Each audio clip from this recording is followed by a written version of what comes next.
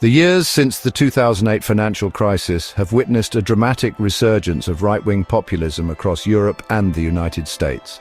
This political phenomenon has shaken the foundations of liberal democracies, challenging established norms and values. Fueled by economic anxieties, cultural shifts, and a perceived disconnect from traditional political institutions, right-wing populist movements have gained traction by offering simplistic solutions to complex problems. They often scapegoat minority groups, immigrants, and international organizations for societal ills. This narrative resonates with a segment of the population disillusioned with globalization and its perceived negative consequences. The rise of right-wing populism represents a significant departure from the post-World War II consensus that prioritized international cooperation, multilateralism, and social welfare programs. The movement's success can be attributed, in part, to its ability to tap into a sense of cultural anxiety and a perceived loss of national identity. This sentiment is particularly potent in countries grappling with the rapid pace of social and economic change. The decline of traditional industries, coupled with the influx of immigrants and refugees, has fueled a sense of uncertainty and insecurity among some segments of society. Right-wing populist leaders have capitalized on these anxieties by presenting themselves as defenders of the common man against the perceived threats of globalization, multiculturalism, and elite indifference. They promise to restore national sovereignty, protect traditional values, and prioritize the needs of their citizens over those of outsiders. This message has resonated with voters who feel left behind by the forces of globalization and alienated from traditional political parties. The rise of right-wing populism is not merely a rhetorical phenomenon. It has translated into tangible electoral gains across Europe and the United States. In recent years, right-wing populist parties have made significant strides, securing parliamentary seats, forming governments, and influencing policy agendas. In Italy, the right-wing Populist League Party, led by Matteo Salvini, has experienced a meteoric rise in popularity. Salvini's hardline stance on immigration, his Eurosceptic rhetoric, and his promises to restore law and order have resonated with a significant portion of the Italian electorate. In the 2018 general election, the League emerged as the largest party within the right-wing coalition, securing 17.4% of the vote. Salvini subsequently served as Deputy Prime Minister and Interior Minister in a coalition government with the Five Star Movement. Germany, long considered a bastion of stability and moderation, has also witnessed the rise of right-wing populism.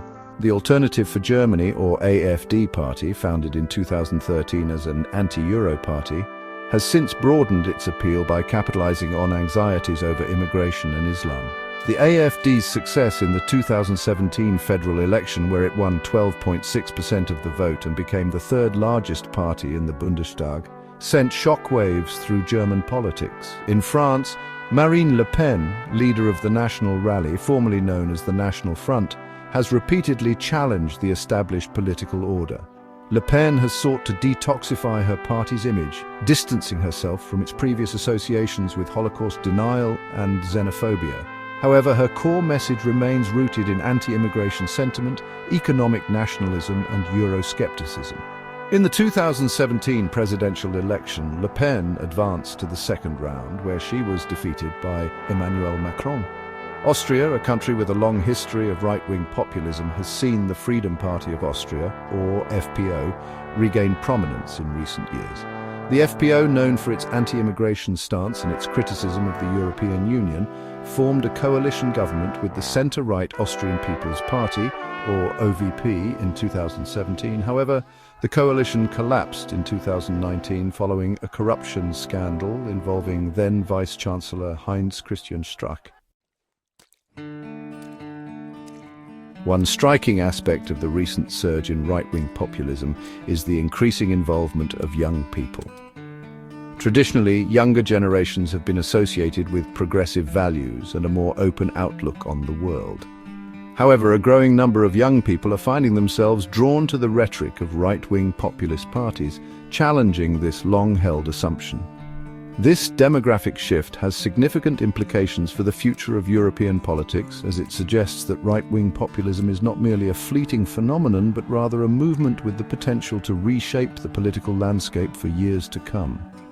Several factors contribute to the growing appeal of right-wing populism among young people. One crucial factor is the pervasive influence of digital media and social networking platforms. The internet has become the primary source of information for many young people, and social media platforms like Facebook, Twitter, and YouTube have become important spaces for political discourse and mobilization. Right-wing populist parties have been quick to recognize the potential of these platforms and have invested heavily in developing sophisticated online strategies. They use these platforms to disseminate their messages, target potential voters, and mobilize supporters, often bypassing traditional media outlets. Another factor contributing to the appeal of right-wing populism among young people is the perceived failure of mainstream political parties to address their concerns. Many young people feel left behind by globalization and its accompanying economic uncertainties. They face challenges such as high youth unemployment, rising living costs, and a lack of affordable housing. Traditional centre-left and centre-right parties are often seen as out of touch with these realities, too focused on the concerns of older generations or beholden to the interests of big business. Furthermore, the rise of identity politics, while intended to promote inclusivity and social justice, has inadvertently alienated some young people. They view the focus on identity groups and the emphasis on political correctness as divisive and stifling. They feel pressured to conform to certain ideological viewpoints and are hesitant to express dissenting opinions for fear of being labeled as intolerant or insensitive. This sense of alienation creates a fertile ground for right-wing populist rhetoric, which often positions itself as a counter-movement against what it perceives as the excesses of political correctness and identity politics. The future of right-wing populist movements in Europe remains uncertain, characterized by both challenges and opportunities. On the one hand, they face internal divisions, difficulties in translating rhetoric into concrete policies, and growing public scrutiny. On the other hand, they continue to capitalize on societal anxieties, exploit weaknesses in democratic institutions, and benefit from a fragmented political landscape. Understanding these competing forces is crucial for assessing the long-term trajectory of right-wing populism and its implications for liberal democracy. One significant challenge confronting right-wing populist movements is their inherent heterogeneity. While united in their opposition to the status quo, these movements often encompass a diverse range of ideological strands, from economic nationalism to social conservatism to cultural anxieties. This internal diversity can lead to factionalism and infighting, hindering their ability to present a coherent policy platform and govern effectively. The recent experiences of right-wing populist parties in government, such as the League in Italy and the FPO in Austria, highlight the difficulties in reconciling their often contradictory promises with the realities of governing. Moreover, right-wing populist movements face increasing scrutiny from civil society, the media, and international organizations. Their rhetoric and policies, often targeting minorities, immigrants, and democratic institutions, have been met with resistance and condemnation.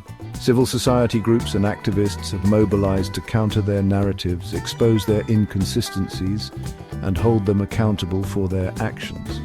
This heightened scrutiny can limit their room for maneuver, forcing them to moderate their positions or risk further alienating potential voters.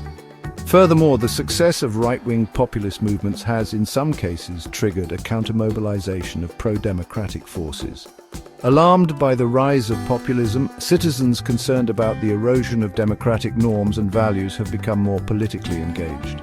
This renewed commitment to democratic principles is evident in the increased voter turnout in recent elections, the emergence of new political movements and initiatives, and the growing support for organizations promoting democratic values and human rights.